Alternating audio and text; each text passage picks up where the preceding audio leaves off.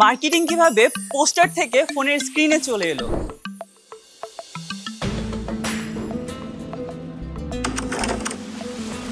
একসময় মার্কেটিং মানেই ছিল দেয়ালে পোস্টার লাগানো, লিফলেট বিলি করা বা দোকানদার চিৎকার করে বলতো অফার অফার অফার, আজকে স্পেশাল অফার।